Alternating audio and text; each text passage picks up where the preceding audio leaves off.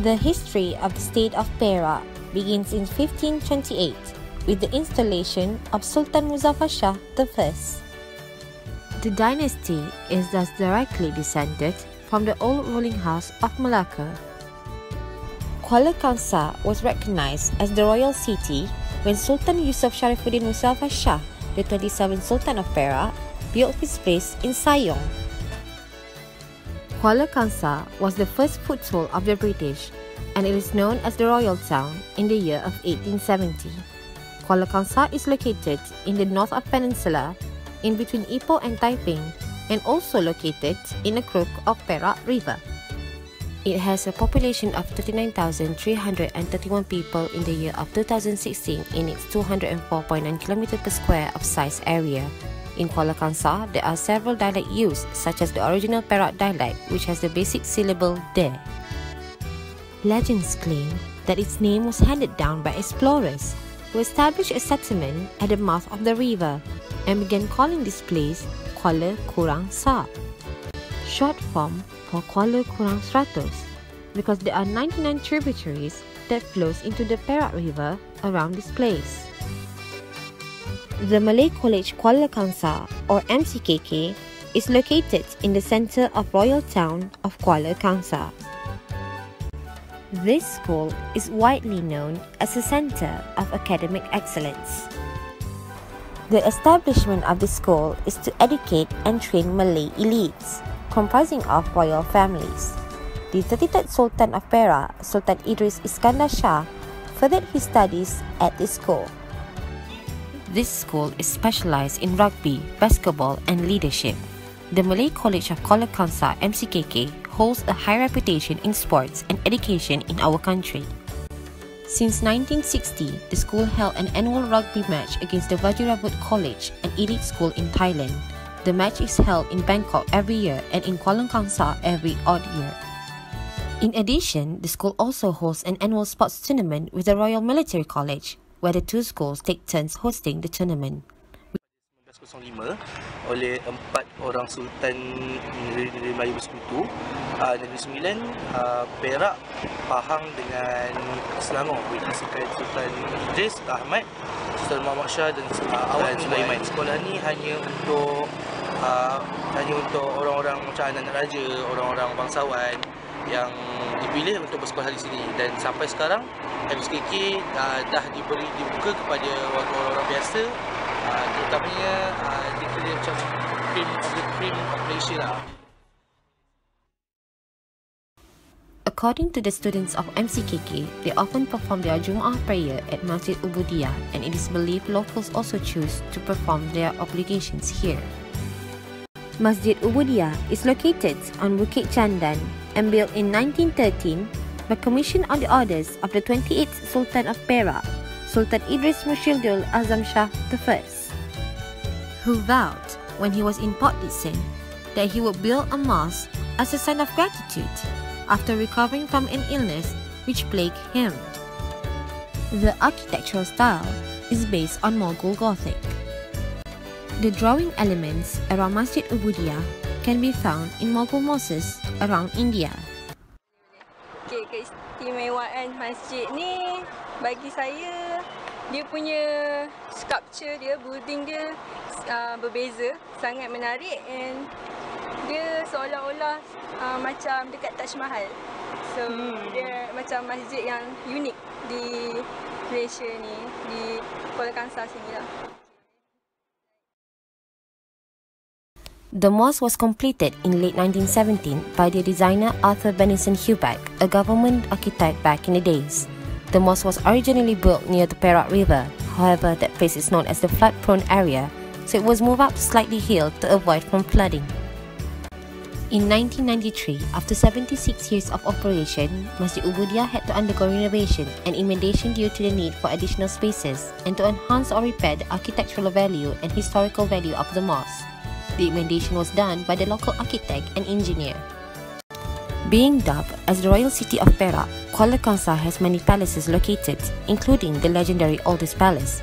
However, this palace is unavailable for any visits as they are currently going under reconstruction.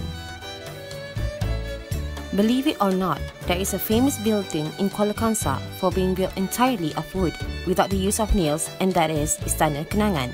It is located at Bukit Chandan near the Sungai Perak. With the assistance of his sons Zainal Abidin and Ismail, the Malay carpenter Encik Sapian from Bukit Mertajam built it in 1926 for Sultan Iskandar Shah. Although it is small, it has a beautiful throne. The scabbard is where the royal court or Balarong Sri was located. The walls are made of diamond-shaped plats, while the roof structure takes the combined styles of the 5 ridges and the ridge of the 5 bananas. When preparing my holidays, I see that there is a lot of things to see, a lot of people to meet, and that's why we are right here to see the mosque, to see the palace also. Yeah. So we are really happy and we enjoy our visit in Kuala.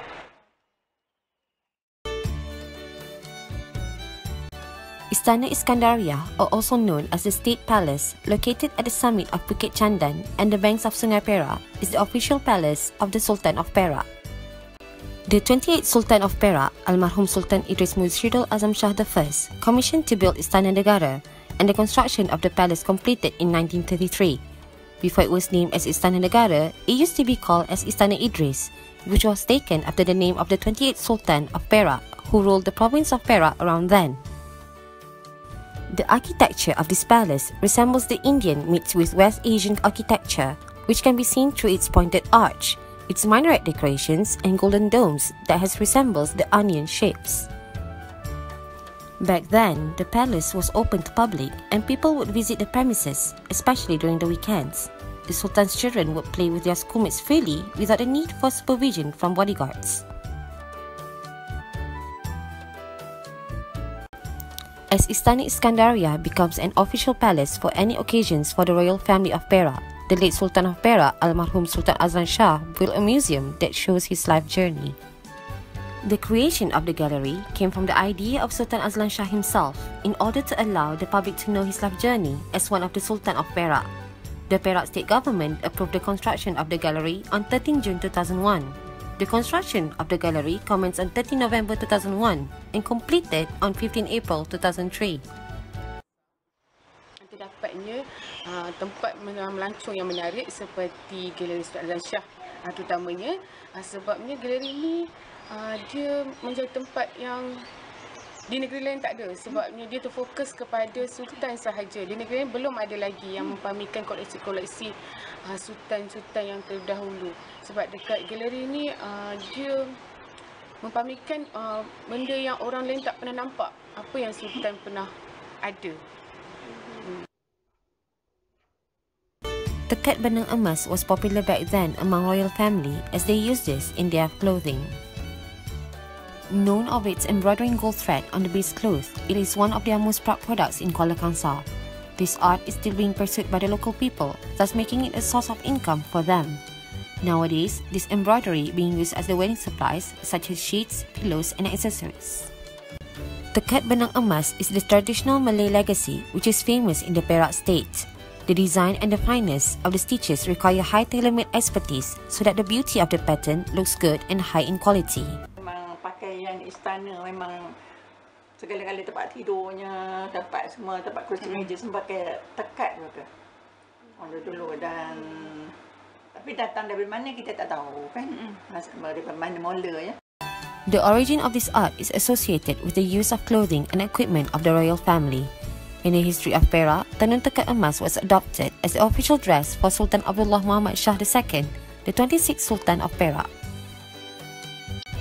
Initially, the outfits of this art are forbidden to be used by ordinary people, despite the title of the rich and the wealthy, except for the grace and consent of the Sultan. The skill in this art was also monopolized by the royalty at that time.